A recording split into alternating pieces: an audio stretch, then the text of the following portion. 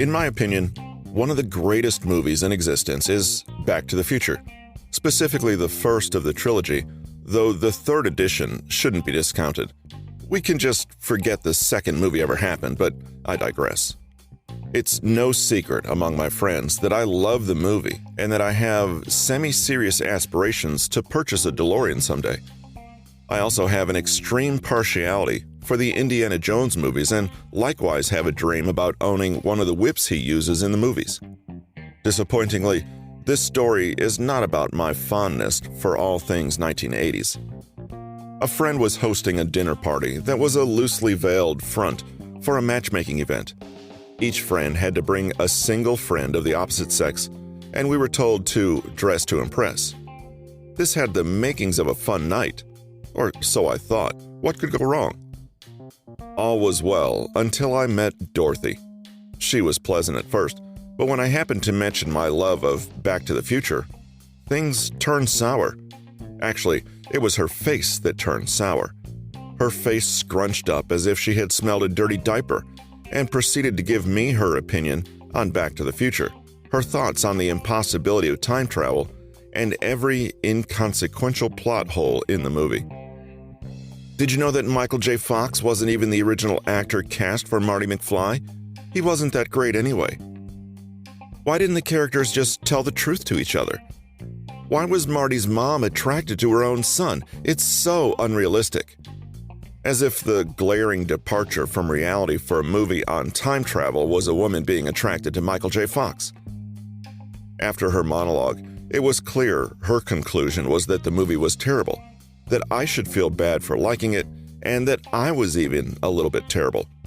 Even after I tried to walk away from the conversation-turned-lecture, she cornered me by the pizza rolls later that night and tried to restate her points and make sure, enforce, that I agreed. I remember thinking at that point how she was one of the most annoying people I'd ever met, but it wasn't until later that I was able to articulate why. It turns out she was a full-blown, card-carrying member of the belief police. She was the person who would track you down just to tell you that you were wrong, if wrong meant that you dared to have an opinion that differed from their own. In these people's minds, it's unfathomable that people can have different beliefs and think differently from them. They can't stand the fact that you disagree with their perspective or come to a different conclusion, and they attempt to patrol your brain for disagreeable beliefs and thoughts. And then the attempted conversion begins. These are the same people who will tell you that things based on opinion or taste are just plain wrong. Members of the belief police aren't malicious. In fact, it's usually the opposite. They want to demonstrate knowledge and help or educate so much that they aren't aware that they become overly pushy, invasive, and downright annoying. As it happens, self-awareness and the listening skills that come along with it are imperative for people skills. People skills are all about making the best out of a situation, no matter what is happening. It's about being able to adapt, like a chameleon if need be, and the ability to excel in social situations. People skills may seem like an understated part of life, but in reality, it's actually the ability to get what you want, no matter what. We may struggle occasionally with circumstances in life, but we struggle the most with people. People are the gatekeepers, not necessarily your resume or anything else you might assume is more important, and thus, so-called people persons are the ones who move forward in life, not necessarily the smartest, the most gifted, or the most qualified. Just take a second. Think back to the hierarchy of your office or school.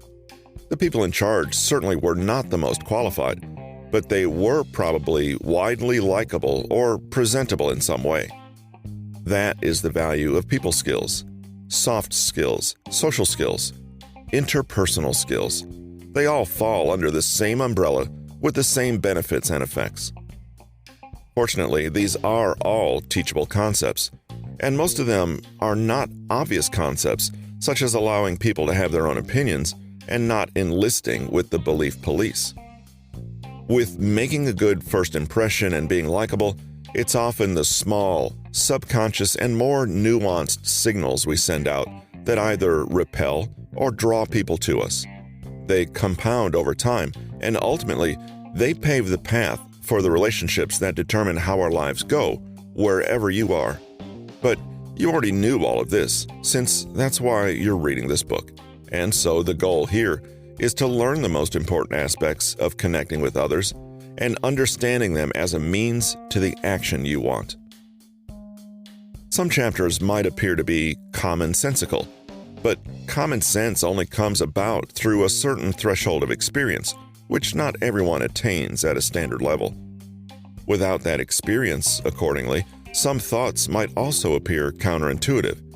It's all a matter of exposure and experience, and for some, this book might serve as a beginner, intermediate, and advanced class all by itself. Some points might appear to be irrelevant or too nuanced, but that's the thing. They do matter, and it's people's tendency to completely ignore them that lead to an interrogation over pizza rolls. Many small things will add up to you being avoided more often than not. Those with great people skills didn't end up there by accident. They may have started with a talent for making people smile in the way that some of us are more gifted at football, but ultimately, what they all share in common is that they took ownership because they knew that no one else would.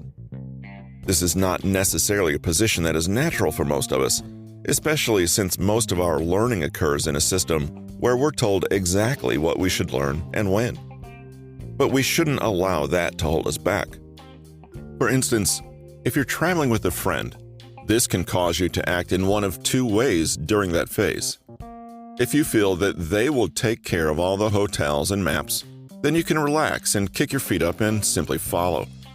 On the other hand, if you know that your friend is rubbish with a map and can't navigate his way out of a paper bag, you might approach your trip far differently. What's the difference between these two approaches? You either take ownership or not. If you know your friend is useless at planning, you would take it upon yourself to be accountable for what happens during the trip because no one else would. And here's an example of ownership in a more relevant context. Suppose two people move to a new city. One decides to actively meet new people and makes a point of being proactive about seeking out events to attend and activities to participate in. The other goes to work and then goes straight home afterward, all the while wondering why he can't meet new people. Clearly, one of these people in a new city will fare better than the other socially, and it's all due to the degree of responsibility and ownership they hold toward their own fate. If you think it's only up to you, chances are far greater that you'll do something about it, whatever it is. It's the same with your interpersonal and people skills. You can't assume that others are going to help you out and make interactions go smoothly or even comfortably.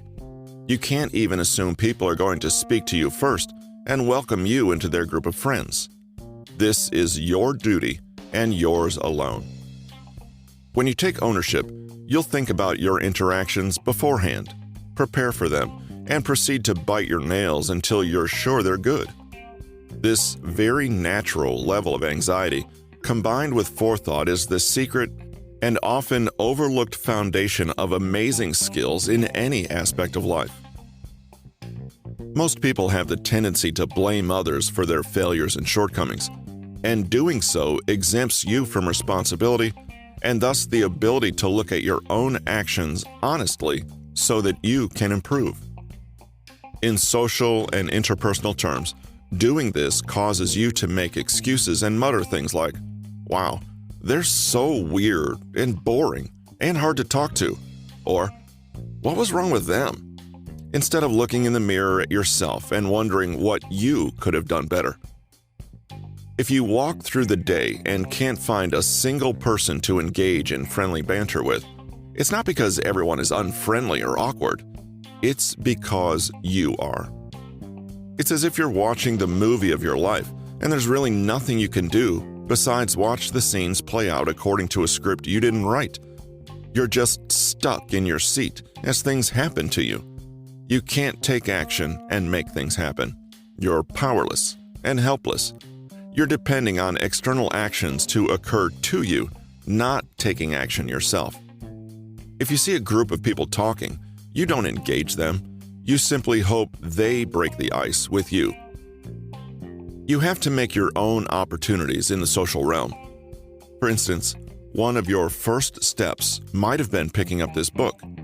You may have realized that you can't rely on luck as a factor in your interpersonal success, so you're proactively looking for methods to improve your social prowess. The subtext underneath this point is that anything involving other people has the potential to feel uncomfortable and create anxiety. It can feel even scarier to take ownership because you're committing even more towards something that can cause feelings of pain and rejection. This can keep us firmly rooted in place.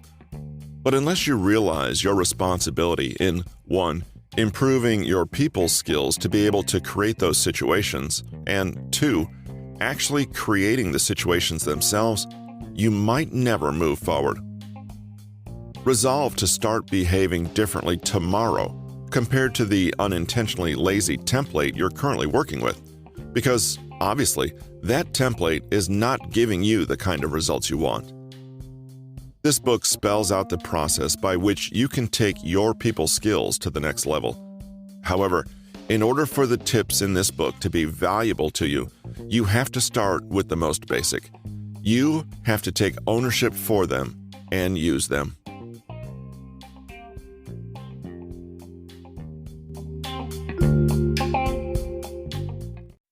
This has been Improve Your People Skills: How to Connect with Anyone, Communicate Effectively, Develop Deep Relationships, and Become a People Person. Written by Patrick King, narrated by Russell Newton. Copyright 2019 by Patrick King. Production copyright by Patrick King.